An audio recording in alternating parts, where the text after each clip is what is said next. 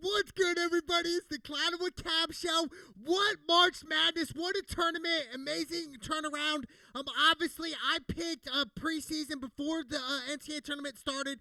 I picked Gonzaga. I thought Gonzaga was the complete team. I still thought they were the complete team overall. But to win a national championship and go undefeated like Bob Knight did back in 1976, led the Hoosiers. Amazing, right? There's only 7 unbeaten national championship teams, and Bob Knight was the last in 1976. Obviously, UCLA in the Coach Wooden era, they did it 4 times. In the 63-64 season, 66-67 season, 71-72 season, and 72-73 season. And the 73 season was led by Bill Walton. In that season, he averaged over 20 points and about 17 rebounds. Amazing to me, right? But the first team to ever go undefeated and win a national championship was San Francisco. Yes, and Bill Russell was on that squad. First championship for San Francisco and first undefeated team ever. And we know what Bill Russell did in the NBA. Won 11 championships. Amazing, right? I mean, just 11, right? But it's crazy. And then we had North Carolina do it in 56-57. And then obviously IU. It's amazing, right?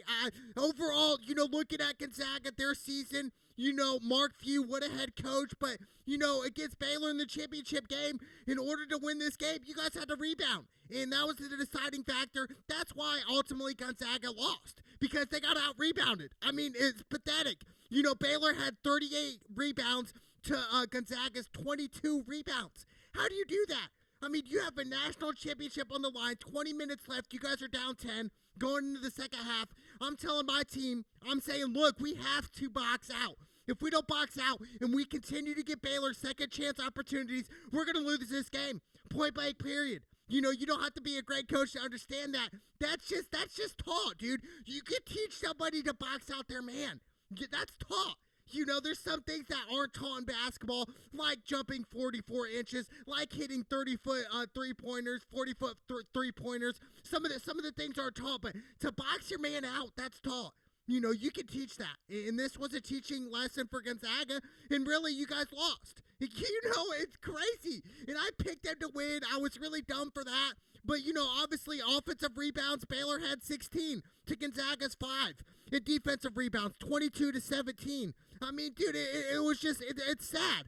And then, obviously, Gonzaga had 14 turnovers to Baylor's 9 in the championship game. That was a difference maker. And I thought, some of Gonzaga's players would really come out on fire. And really, they kind of came out timid a little bit. And it seemed like Baylor had the up tempo and really wanted it a little bit more. And to me, I thought Jalen Suggs was going to come out and ball out.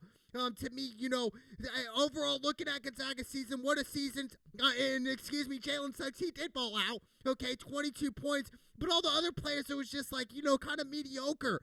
And Timmy, he only had 12 points. He's out here balling. How do you pronounce his name? Ajay? Joel Ayai, I don't know how you pronounce his last name. He's a guard. Anyway, he didn't really have a good game either. I mean, he only had 8 points.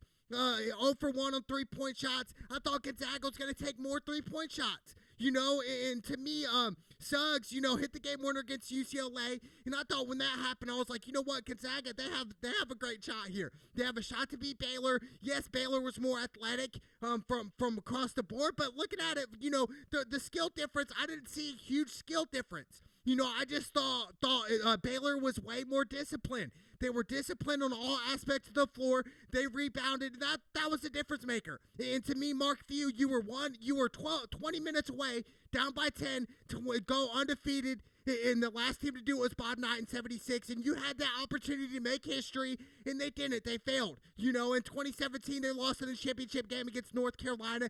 To me, Gonzaga's continually to come up short. It's sad. And I thought Gonzaga was this team. I really still think they are the complete team overall. And most of the time, sometimes, not always the best team wins. And I thought Gonzaga was the best team at this matchup. They had a little bit bigger size. I thought they had better shooters. But Baylor came out and they were like, look, dude, no, we have better shooters. And to me, it was just all aspects. Like I said, shout out to Drew Scott, their head coach. He's been at Baylor since 2003. So to me, well-deserved. I mean, they've only lost 2 games all season, and that was the Kansas and Oklahoma State. Yeah, I mean, dude, look at their schedule. It's hard. Look at Gonzaga's. They play a little lighter teams, so it would make sense. But I really thought this championship game was going to be a better matchup. I really did. I thought the score would be a lot closer looking back at it. But, looking at March Madness, I mean, it's March Madness for a reason. And I understand it's April, but, March Madness, it's so awesome because you just never know what's going to happen. I didn't realize UCLA was going to make it to the Final Four. I really didn't. I thought for sure Michigan would have probably made it before them. Shout out to UCLA. Shout out to Chicago Iola making the Sweet 16. Had some big upsets. Oral Roberts, another big upset. Shout out to Houston. They made the Final Four. And yes, they got blown out by Baylor. Once Baylor won that game, I was like, wow, dude, Baylor, they had the best athletes, no doubt about it, in the country. I really thought that. But, not athletic ability, it takes you far in basketball, but it doesn't take you, to the NBA, championship after championship after championship, right? Now, in some degree, it can. For instance, like to say Shaquille O'Neal is the most athletic. No, he wasn't. He was like 7 foot, big body. So to me, yes, athletic ability can take you, and it can win you championships. So I'm going to correct myself. But, to win championships after championships. Bill Russell wasn't the most athletic guy, right? But to me, I just thought Gonzaga really got outplayed. It had nothing to do with the skill ability. I just thought Gonzaga got completely outplayed by Baylor. Hats off to Baylor. I mean, who would have thought Baylor was going to win it besides Baylor fans? Let's be honest here. I think a lot of the people who were picking the number 1 was either Michigan or Illinois. Those were the 2 main ones. The 2 Big Ten teams coming in, the hottest teams coming into the NCAA tournament. But to me, it really boiled down to that.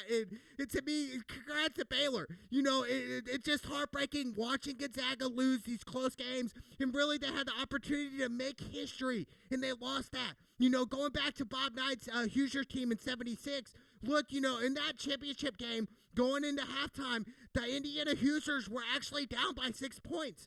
And I'm sure Bob Knight talked some sense into them against Michigan in this championship game. Down by 6 at half. So when Gonzaga was down by 10 versus Baylor, I was like, dude, that's not really that much. This is still 20 more minutes a game to be played. A lot of stuff can happen. A lot of stuff can change, right?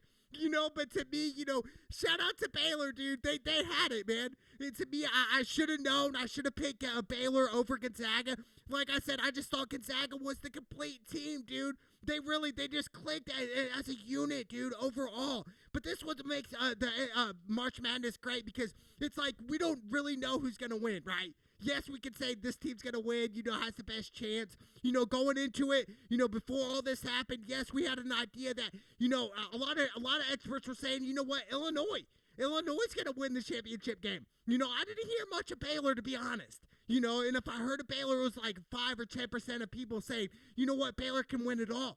To me, I just didn't think they could, dude. But they did. They had the heart, the commitment, and the discipline. And that's really how they won. And I think it really came down to discipline. And Gonzaga did not have the discipline. You can teach some of the things that Gonzaga did not do in this championship game.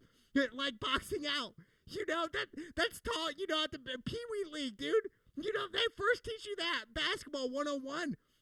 Defense, box them out, dude. Put a hand up and box them out. It's not rocket science to me. And Gonzaga, they just, I feel like they overthought things in this championship game. I didn't think it was really, much of an advantage skill-wise. I really thought, Gonzaga had the athletes. They had the 3-point shooters. But to me, overall, looking at Baylor from head to toe, they were the better team tonight. Overall, if they were to play, the best of 7 series, I still might take Gonzaga. I know that sounds ignorant. People are like, Cap, why would you do that? That makes no sense. But, looking at Gonzaga, the future's bright for them. Same thing with Baylor, but I could really say, they the head coach for Gonzaga, Mark Few, look, to him, great season, obviously lost the last game of the season, kind of like the New England Patriots did in 2007. Went undefeated, lost to the Giants in the Super Bowl and Eli Manning. We all remember that, right? So it's to win the big game. To win the big game, and it makes sense why it hasn't happened in over 40-plus years since, obviously the Indiana Hoosiers and Bob Knight have went undefeated and won a national championship. It's been so long. To me, it's crazy to say the least, right? But to me, I'm still really like disappointed in a way a little bit, right? I'm up here like kind of like, man, Baylor, they really won the national championship in 2021. Baylor. I cannot believe that, dude. I just didn't think they would. I didn't think they had the big enough size to do it. I just thought they had too many guards on their team. I just thought a lot of stuff didn't play out for Baylor, but it did, and it made sense. And like I said, they've only lost twice to Kansas and Oklahoma State. In Kansas, they're always top-notch program year in and year out.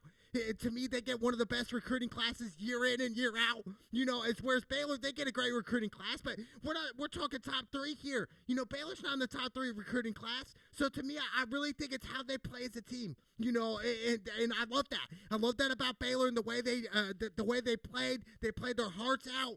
To me, and it's well deserved. Shout out to Scott Drew. To me, two first names. It's funny, isn't it? Scott Drew, two first names. But to me, like I said, the first half really came into play where it's like, man, what's Gonzaga going to do? Is Gonzaga going to continue to get out rebounded? If so, they're going to lose, and that's what they did. And that's all she wrote. But to me, March Madness is so good because it's like I said, we don't know who's going to win, but I love it because we got the underdogs. And I think that they should go to this in like football as well. In college football, I feel like, man, imagine if they had like a college football playoff where it was like kind of like March Madness. Obviously, they can't do as many teams, but, do the top like 20. Top 10 teams in the country. I think top 20 teams would be great. Give the underdog a shot. Give the Cinderella story a shot against the big dogs. And that's why I think March Madness, everybody loves it because we get the opportunity to see the little dog, the underdog really go over the top of the big dog and win. And it's really the only time this continues to happen year in and year out where we see these Cinderella teams, like Oral Roberts, Chicago Iola, beat these big-time schools. And I love it, dude. That's why I think a lot of people, a lot of basketball people who love basketball love March Madness because of that aspect, because of the underdogs can really win, because they can go all the way. Baylor, they weren't favorite to win it all. Before March Madness started, okay? So, to me, it's like, sometimes the best team doesn't always win, but shout out to Baylor and Scott Drew. What a time for March Madness, and obviously next year it's going to be great again. Obviously, dealing with COVID, there was restrictions, not that all the fans could attend, but I think, 2022, it's going to be great. I believe by then, we'll have everybody being able to attend. 90,000 plus people in the building. I think it just makes it more exciting, right? I just think for the players to have fans in the building, it's better, right? I just think, playing with no fans, really, it's like an open gym. It's like playing at the YMCA or something, playing in the backyard, playing at the park. It doesn't feel as real, I feel like, but I think it's really a mindset at that point, especially when you go out to the pros. But but for college, dude, it's amazing. And I cannot wait. Hats off to Baylor. I was way off. I'm looking at my bracket. It was busted in the first week. Obviously I had Purdue make it to the Final Four. I thought they were going to make some noise. Obviously Purdue didn't. The only team that I really had going all the way was Gonzaga. And to me, they made it to the final game, but ended up losing. But hats off to Gonzaga. Hats off to Baylor. They are the 2021 National Championships. Shout out to Scott Drew and company, baby. This is March Madness. It's the Cloud with Cavs show. Let's go!